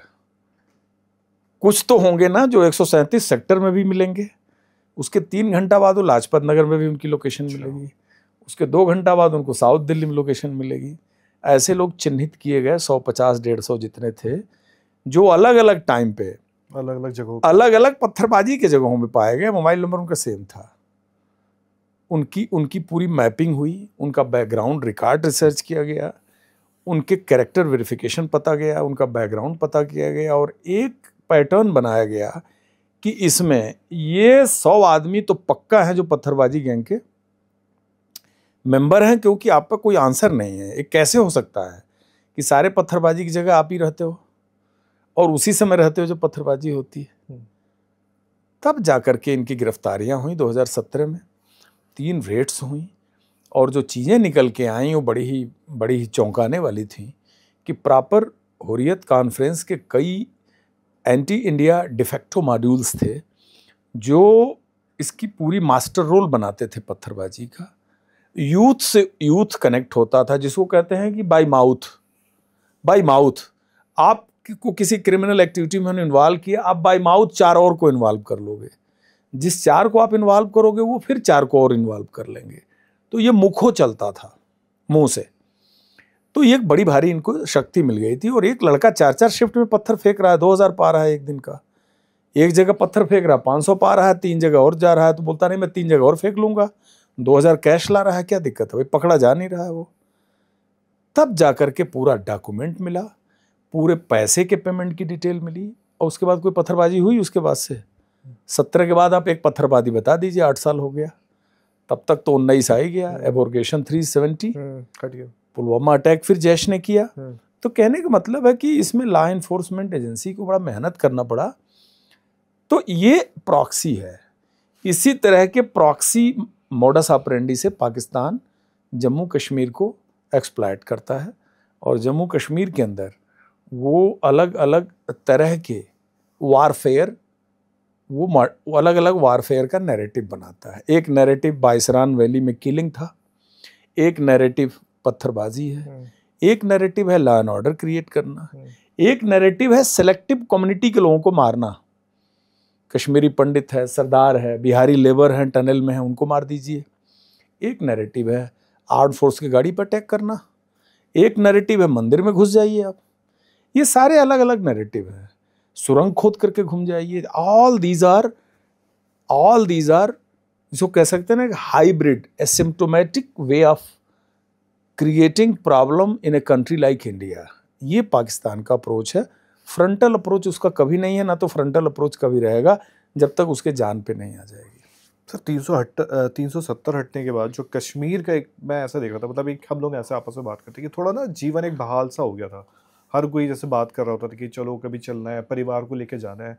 लेकिन अब ये जो पहलगाम वाला हुआ, मतलब एक आम आदमी के लिए बता रहा हूँ मैं, ऐसा डर सा बैठ गया कि ठीक है सिंगल आप जा सकते हो बट परिवार के साथ नहीं जा सकते हो। मतलब अभी तक ऐसा लगता है कि कश्मीर शायद 370 हटने का लगा सब कुछ ठीक है और आप बेटर बता पाएंगे क्योंकि ग्राउंड रियलिटी क्या 370 हटने के बाद चीज़ें थोड़ा हुई कि किस तरफ गई है। देखिए 370 जो हटा वो एक बहुत बड़ा निर्णय था और उसका बड़ा अच्छा असर पड़ा। लेकिन सवाल ये है कि क्या 370 के हट जाने मात्र से मतलब ये कोई मैजिक स्टिक नहीं है कि वहाँ आतंकवादी घटना होगी ही नहीं। आतंकवादी घटना कम हो सकती है। 370 के बहुत सारे अलग इफेक्ट पड़े हैं। बेटर कंट्रोल हुआ है, जो वहाँ का पुलिसिंग सिस्टम है, जो लॉ एंड ऑर्डर सिस्टम है, उस पर केंद्र की सीधी नज़र है, वो किसी के माध्यम से नहीं है। और लोकल एडमिनिस्ट्रेशन, ब्यूरोक्रेसी, पुलिस का जो पहले डीलिंग था उसमें बहुत ज़्यादा चेंजेस आया है। उसके बाद जो पकड़े गए टेररिस्ट हैं उनका judicial custody, available legal framework को, वहाँ पर एंटी टेरर लॉ को इम्प्लीमेंट करने में बहुत सहूलियत हुई है। और उससे जो बड़ा है कि 370 का एक तिलिस्म खत्म हो गया है। आपने पंचायत सीरियल अगर देखा होगा तो एक बरगद के नीचे वो मास्टर जी भूत की बात करते हैं, तो कहते हैं कि वहाँ एक भूत है, मैं एक बार बगल से जा रहा था तो भूत हमको दौड़ा के बातचीत किया। पूरे गांव में वो कहानी फैलाते हैं, लेकिन एक दिन फिर जब सचिव साहब उसको पूरा डिकोड करते हैं तो फाइनली वो ये पाते हैं कि नहीं, यहाँ भूत तो कुछ नहीं था, तो पूरे गांव को बताते हैं। तो 370 का जो एक दिमागी भूत था कश्मीर में कि 370 हटेगा तो यहाँ पर कोई भारतीय तिरंगा लेके नहीं चलने वाले हालत में होगा, हुआ ऐसा कुछ भी नहीं। ये ज़्यादातर एक मेंटल फोबिया था, और ऐसा हटा करके गवर्नमेंट ने प्रूव किया कि 370 का प्रोविज़न ही गलत था। और इस प्रोविज़न का हवाला दे के लोग काफ़ी सिग्निफिकेंट एंटी इंडिया एक्टिविटीज़ को कर रहे थे। और अगला ये प्रूव किया कि इसको हटाना कोई बड़ा भारी तिलिस्म का काम नहीं था। और ये भी प्रूव हुआ कि इसके हट जाने से हुआ क्या, इसके हट जाने से पहाड़ भी नहीं टूटा। और इतना शांतिप्रिय तरीके से, मैं thanks to JK police and army कि उन्होंने इस चीज़ को इम्प्लीमेंट किया कि ये हमेशा से हमेशा के लिए हट गया। तो ये एक बहुत बड़ी, एक कह लीजिए कि भारत की एक राजनीतिक विजय है। लीडरशिप का एक बहुत बड़ा कश्मीर के ऊपर एक सॉलिड कंट्रोल की तरफ ये चीज़ ले गई, और इसका इम्प्लीमेंटेशन बड़ा फ्री ऑफ इंसिडेंट हुआ। चीज़ें सुधरी भी, इन्वेस्टर्स को भी इंकरेजमेंट मिला, अच्छी अच्छी कंपनियों ने उधर की तरफ सोच विचार किए। और 141 करोड़ का देश है, साइकोलॉजिकली ये फीलिंग आई कि now Kashmir is better, it is safe. और हुआ भी, क्योंकि अगर ऐसा न होता तो 3-3.25 करोड़ के करीब टूरिस्ट सिंगल 2025 में अप्रैल से पहले ऑलरेडी कश्मीर जा चुके थे। अब यहाँ जो मेन प्रॉब्लम है वो पाकिस्तान की है। डेवलप तो कश्मीर हो रहा है, लेकिन इससे सबसे ज़्यादा दुख पाकिस्तान को हो रहा है। वो इसलिए हो रहा है, अगर कश्मीर में आप इतनी शांति कर देंगे, वंदे भारत चला देंगे, कटरा से डायरेक्ट 3.5 घंटे में ट्रेन आपकी श्रीनगर पहुंच रही है, माननीय प्रधानमंत्री जी उसका उद्घाटन कर रहे हैं, तो दुनिया को आप ये मैसेज दे रहे हैं, पूरे भारत को ये मैसेज दे रहे हैं कि कश्मीर हमारा अंग है, कश्मीर का डेवलपमेंट हमारी उतनी ही प्रायोरिटी है। और इस डेवलपमेंट से कश्मीरी यूथ को इतना बड़ा एम्प्लॉयमेंट मिलने वाला है। मैं आपसे बता रहा हूँ, अप्रैल से पहले कश्मीर के होटल तो छोड़िए, छोटे मोटे लॉज में और छोटे मोटे होटल में भी कमरे नहीं मिलते थे। गाड़ी आपको बुकिंग के लिए नहीं मिलती थी। इनोवा, ज़ाइलो, अच्छी गाड़ी तो भूल जाइए आप। स्विफ्ट डिज़ायर भी आपको दिन में 15,000 से नीचे नहीं मिलेगी, उससे कम में। जगह जगह चेक पोस्ट हैं, बैरियर्स हैं, टिकट है, गोंडोला है, शिकारा है, हाउस बोट है, होटल है, लोकल वहाँ का हैंडीक्राफ्ट है, एयरपोर्ट है, पोनी पोर्टर है। ये कहाँ जा रहा है पैसा?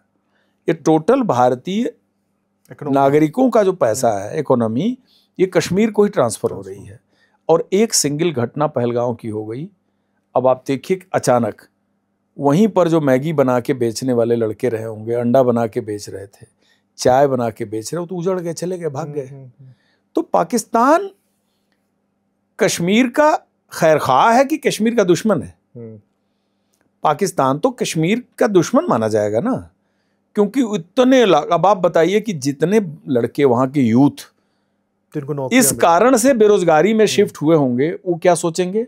ये फिर उसको एक्सप्लॉइट करेंगे, क्योंकि खाली दिमाग शैतान का घर, empty mind devils workshop.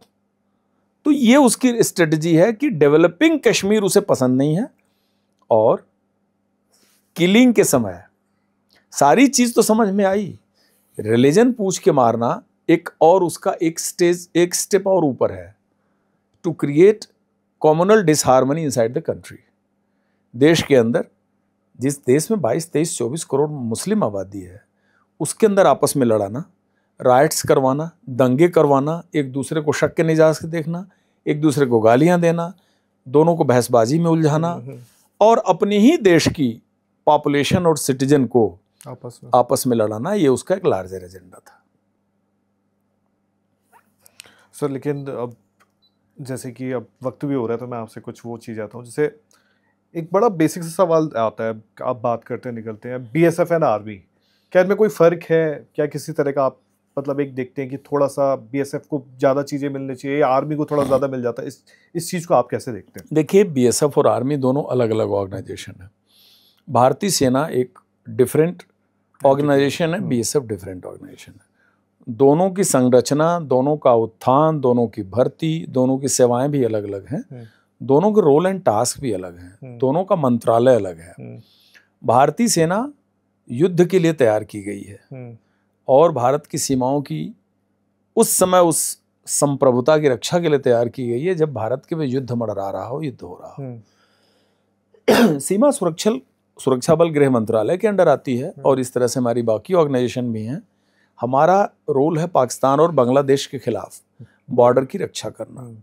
BSF का युद्धकाल शांतिकाल दोनों रोल है।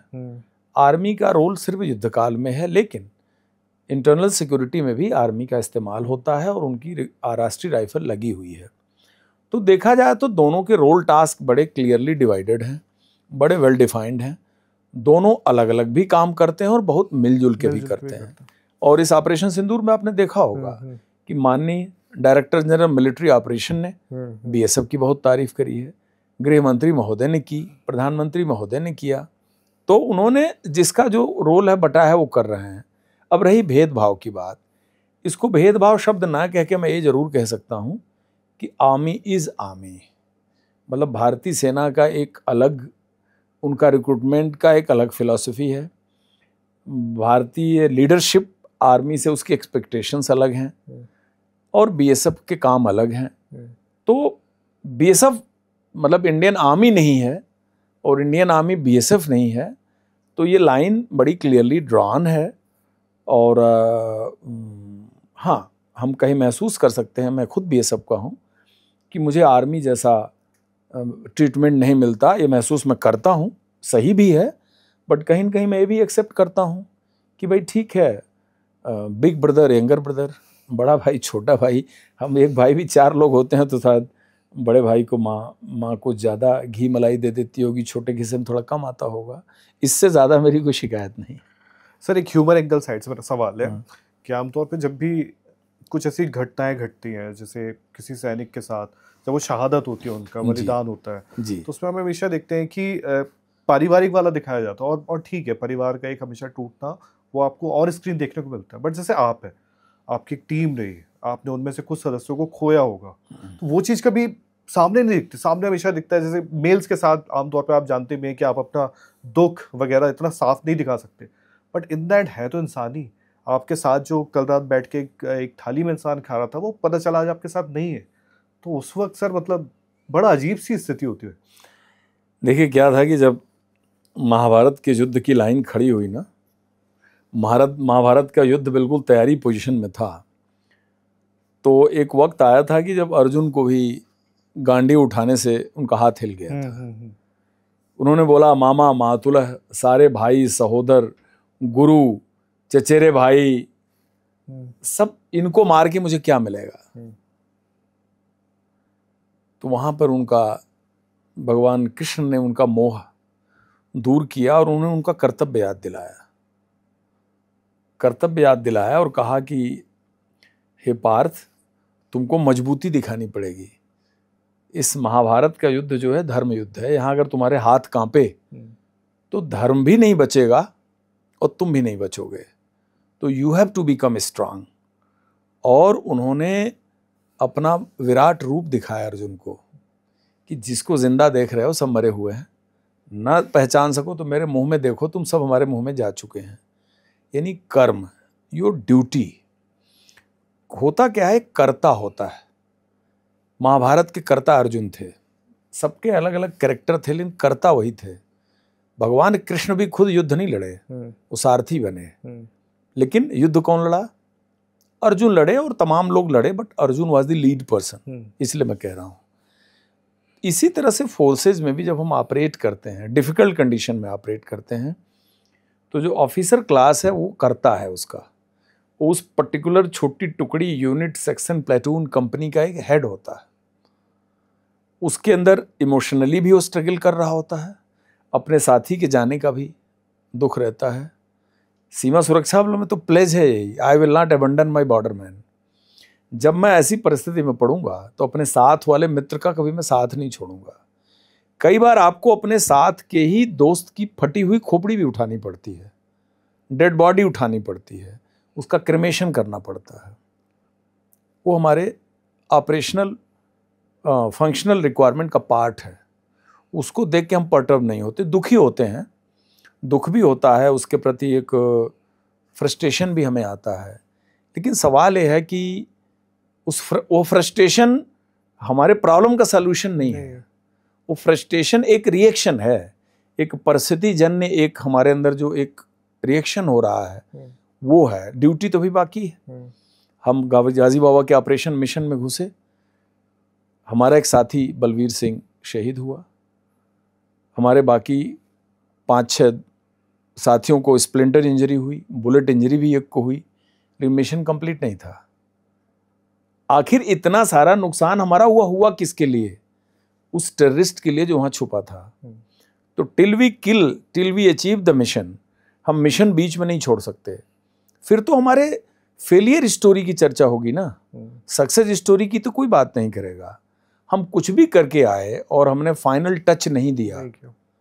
इंडिया इंग्लैंड का मैच हो रहा था 4 दिन पहले, पिछला मैच ड्रॉ हुआ जहां तक मुझे पता है। नहीं, लॉर्ड्स हाँ पिछला ड्रॉ हुआ है, पिछला ड्रॉ जीत गए थे। जो ड्रॉ हुआ, ड्रॉ में एक सिचुएशन आई कि हर आदमी सोच रहा था कि India is going to lose. लेकिन कई बार मैच आप ड्रॉ करते हैं ना, तो वो ड्रॉल भी ना है, विन से ज्यादा अच्छा आपको मजा आता है। तो the way our finishers they fought till last ball and they made century back to back, वो कमेंडेबल था। तो फाइनली मिशन क्या है आपका? ड्रॉल फिर भी डिफीट नहीं है। तो आतंकवादी मिशन में आप गए, टेररिस्ट को आपने मार दिया, नुकसान नहीं कराया, विन विन। टेररिस्ट नहीं मार पाए, भाग गया, लेकिन आपका नुकसान भी नहीं हुआ, स्टिल एक्सेप्टेबल। लेकिन पता चला कि टेररिस्ट बच गया या भाग गया और आपका नुकसान हो गया, तो आर्म्ड फोर्सेस में बीएसएफ की हिस्ट्री में आपको कोई छोड़ेगा नहीं। हर आदमी आपको निंदा करेगा। तो सारे इमोशन को जज्ब करके अंदर उस फीलिंग को अंदर लेके दुख भी होता है, आपको अपना मिशन पूरा करना पड़ता है। ये जो मूवी आई से ग्राउंड जीरो, क्योंकि इमरान हाशमी एक बहुत अच्छे कलाकार है, मतलब मैं तो उनको बहुत पहले से देख रहा हूँ। आपको कैसे इन्होंने मतलब बताया कि सर अब आप पे आए कि सर मूवी बनाना है, ये है कैरेक्टर है, आप थोड़ा मदद करें? एक्चुअली क्या होता है कि ये जो प्रोडक्शन हाउस है, बाकी सारी प्रिपरेशन तो ये कर लेते हैं, पैरेलली कर रहे होते हैं। इनके अलग अलग इंस्टीट्यूशन है, मार्केटिंग है, मीडिया है, इनकी लीगल टीम होती है, स्टोरी राइटिंग, स्क्रिप्ट पे काम हो रहा है, सिनेमाटोग्राफी पे काम हो रहा है, कैरेक्टर बिल्डिंग हो रही है, इनकी चेकलिस्ट बन रही है, जो चलता रहता है। हमें तो ये पता नहीं था, फिल्म बनी तो थोड़ा पता लगा। लेकिन साथ ही साथ किरदार डिसीजन का भी एक अलग एक्सरसाइज इनकी चलती है। इनकी अपना नेगोशिएशन है, डेट्स का चक्कर होता है, कौन कब अवेलेबल है, किस टाइमलाइन में इन्हें बनाना है, एटसेट्रा एटसेट्रा। तो this role is going to be assign to Imran Hashmi. ये फैक्ट मुझे बहुत बाद में पता लगा तो कोई बात नहीं, फिर हमसे डिस्कशन हुआ। पहला डिस्कशन ये था कि क्या कभी ऑपरेशनल सिनेरियो में आपने देखा होगा कि हल्की बियर्ड वगैरह होती है क्या? जनरली फोर्सेज में बियर्ड नहीं रखते, लेकिन पुलवामा के साउथ कश्मीर का एक पीरियड रहा कि हम लोग बियर्ड रखते थे, बिकॉज उसमें हालात ऐसे थे, हमारी एक ऑपरेशनल रिक्वायरमेंट होती थी। तो मेरी एक बियर्ड वाली हल्की फ़ोटो थी, तो मैंने उनको शेयर किया था।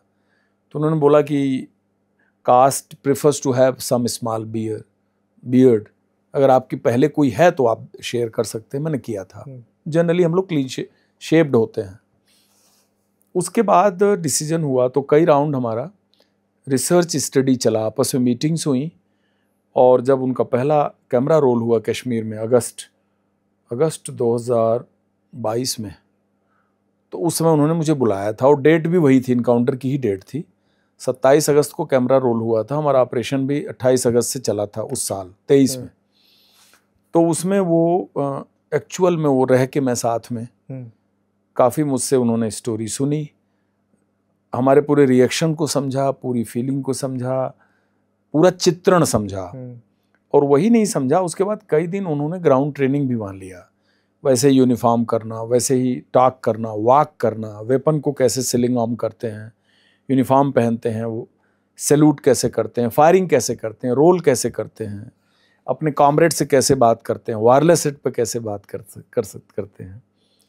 तो इन सारे घटनाक्रम को छोटे छोटे स्टोरीज में उन्होंने सुना और फिर फ़ोन पे भी वो चर्चा करते रहे। तो इस तरह से उन्होंने अपने आप को बिल्ड किया था पर्टिकुलर एक किरदार निभाने के लिए, जितना मेरे से इंटरेक्शन हुआ। जब वो सीन आया कि जब वो जाते हैं और लास्ट में आई थिंक वो सीन मुझे याद है, उसका दरवाजा होता है और इधर गाजी बाबा होता है और गाजी बाबा को दिख रहा होता है कि यार ये तो सामने है दरवाजे पे, वो क्या वैसे ही एकदम रियल नहीं दिखा नहीं, फिल्म में भी दिखा तो नहीं, फिल्म में जो दिखा रहा है वो दर्शकों के लिए दिखा रहा है, थोड़ा मसाला करके सामने से कुछ हमें नहीं दिखा।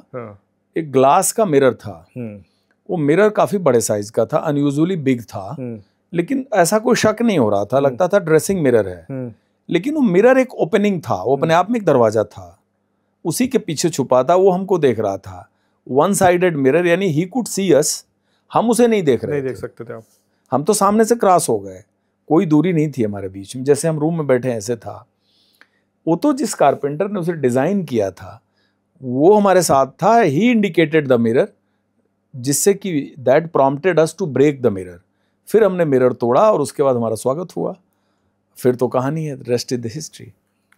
सर अगर चूंकि बीएसएफ को लेके बात चली थी, मुझे थोड़ा सा एक वो याद है कि अगर आप होम मिनिस्टर हैं फॉर एग्जांपल, तो आप सबसे अगर बीएसएफ को बदलना चाहेंगे या कुछ उसको शक्तियाँ या क्या देना चाहेंगे, अगर आप होम मिनिस्टर तो आप क्या चाहेंगे बीएसएफ से, क्योंकि आप इतने साल जब काम करते हैं तो अपने सेक्टर की अच्छाइयाँ भी और खामियां सब जानते हैं, तो अगर कुछ बदलना चाहें कुछ चीज़ें तो बीएसएफ में मैं जो मेरी दृष्टि में बीएसएफ को सिर्फ गार्ड करने के नज़रिए से, या बीएसएफ की ड्यूटी गार्ड करना है एक बॉर्डर की लाइन, हमें लगता है इस थॉट प्रोसेस से थोड़ा ऊपर जाना चाहिए।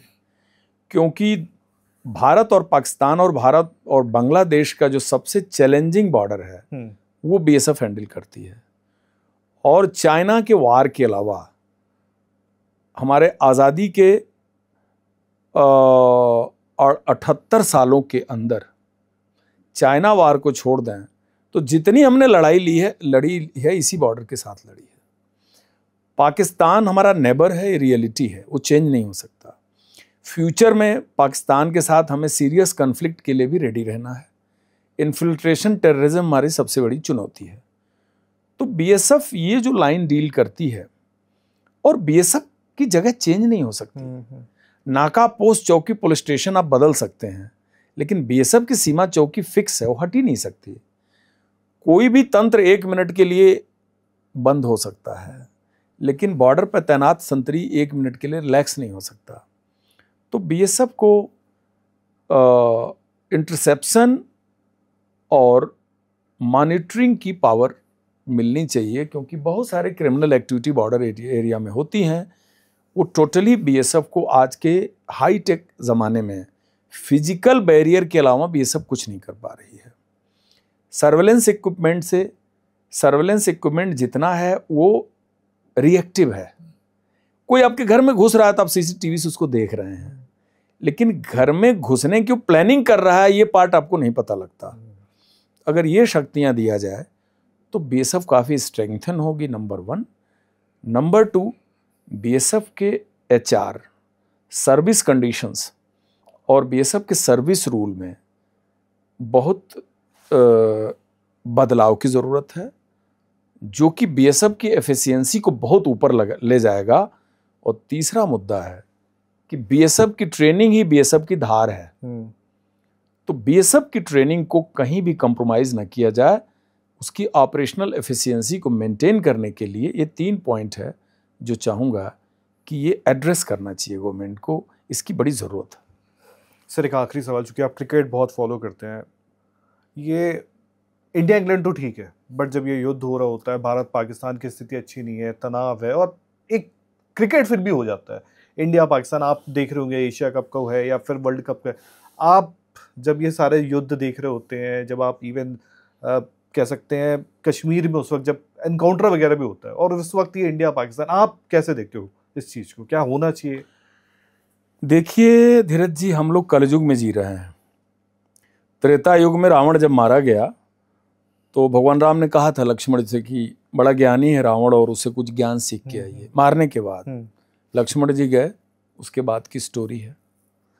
महाभारत में भी युद्ध जब खत्म हो जाता था, सूर्यास्त के बाद कोई अस्त्र नहीं चलते थे, तो कौरव पांडव एक दूसरे के कैंप में जाते थे मिलने, धर्म युद्ध था। अभी हम जो इस काल में पाकिस्तान जैसे पड़ोसी से डील कर रहे हैं, ये बड़ा एक डिफरेंट पड़ोसी है। और क्रिकेट की क्या बात कर रहे हैं, जब मैंने नौकरी ज्वाइन की तो मेरे नौकरी ज्वाइन करने के 1 साल पहले तक बीएसएफ पाकिस्तान के पोस्ट में वॉलीबॉल खेलने जाती थी और पाकिस्तान की टीम हमारे बीएसएफ के पोस्ट में खेलने आती थी। मेरे साथ हुआ है कि 1988-89 में हमने ज्वाइंट पेट्रोलिंग पाकिस्तान के साथ किया है। ज्वाइंट पेट्रोलिंग प्रोग्राम निकलता था दिल्ली से कि आज पाकिस्तान स्टैंडर्ड टाइम से इतने बजे और इंडियन स्टैंडर्ड टाइम इतने से सीमा पिलर नंबर इतना पर दोनों टीम मिलेगी, 2 घंटा तक पिलर से इतना पिलर तक पेट्रोलिंग करेगी। वो अपने ऊँट पे चलेंगे, आप अपने ऊँट पे चलोगे, just to keep a good liaison and good connection and relationship between both the forces, so that कि सीमा पर होने वाले छोटे मोटे क्राइम को आप अपने लेवल पर डील कर लो। ये उसका पर्पज होता था, क्योंकि जिस सीमा चौकी पे 2 फोर्सेज डिप्लॉयड हैं, eyeball to eyeball daily लड़ाई नहीं कर सकती। इन हुआ क्या 89 में, 88-89 में क्या हुआ बताइए। 88-89 के बाद जो पाकिस्तान ने टेररिज्म स्पॉन्सर करके इंडिया के अंदर तस्वीर बदलने की कोशिश की है, उसके बाद बहुत सारे कल्चरल, स्पोर्ट्स एक्टिविटी और 1-to-1 मिलाप एक्टिविटी कितनी ज़्यादा प्रभावित हुई है। क्रिकेट एज ए गेम में बहुत अप्रिशिएट करता हूँ, और दुनिया में जब भारत और पाकिस्तान क्रिकेट खेलता है तो उसका एक अलग सुरूर होता है, सब लोग देखते हैं टीवी पे। बट कहीं न कहीं आप ये सोचिए, इंडिया पाकिस्तान के बीच क्रिकेट होता है, हम लोग बहुत पसंद भी करते हैं, हम भी लाइक करते हैं। क्यों पसंद करते हैं? जब 2 भैंसे लड़ते हैं ना तो उनका युद्ध बहुत अच्छा लगता है। और जो अभी वर्तमान हालत है, सिंधु वाटर ट्रीटी हमने सस्पेंड किया हुआ है, हमने पूरे एयर फ्लाइट्स बंद कर रखी हैं, एयर रूट हमारे बंद हैं, हमारे इमिग्रेशन टोटली बंद है, आना जाना। जो लोग ऑलरेडी यहाँ थे उनको हमने वापस कर दिया। वाघा बॉर्डर की सेरेमनी हमने सस्पेंड कर दी थी, एटसेट्रा एटसेट्रा, बहुत सारे रिलेशन है। इस हालत में अगर दोनों देश कहीं खेलते हैं, दोनों देश के बीच मैच होता है, तो पब्लिक सेंटिमेंट इसको जल्दी एक्सेप्ट नहीं करता है, और सरकार सेंटिमेंट पे चलती है, पब्लिक सपोर्ट पे चलती है। इसके मेरिट पे मैं बहुत नहीं जाऊंगा, मैं भी क्रिकेट पसंद करता हूँ, क्रिकेट हो तो अच्छी बात है, लेकिन आज के हालत में इंडिया पाकिस्तान के रिलेशनशिप को देखते हुए दोनों एक साथ चलेगा, इस सरकार को जस्टिफाई करना बड़ा मुश्किल हो जाएगा। इसका उत्तर देना जस्टिफाइड बहुत मुश्किल हो जाएगा कि भाई हम दोनों एक दूसरे का दिया हुआ पानी भी नहीं पी रहे हैं, खाना भी नहीं खा रहे हैं, लेकिन साथ में बैठ करके हम कव्वाली में एक साथ बैठे हुए हैं। तो ये चीज़ फिल्म वालों ने भी ये सवाल हमसे पूछा था, बॉलीवुड ने भी पाकिस्तानी कलाकारों को लेकर के, ऑपरेशन सिंदूर के ठीक पहले सवाल हुआ था। तो ये एक ट्रिकी सिचुएशन है, इसका बहुत ज़्यादा जस्टिफिकेशन मुश्किल होगा। मेरा यह अगर इम्प्रूव होता है सिचुएशन चल करके आगे, कल को या थर्ड कंट्री में खेलते हैं लोग, अमेरिका में भी वर्ल्ड कप खेला इन्होंने लास्ट ईयर, दुबई में खेलते हैं। अब उस पर मैं नहीं कह सकता, सरकार और बीसीसीआई जरूर डिसीजन लेगी, बट सिचुएशन तो यही है।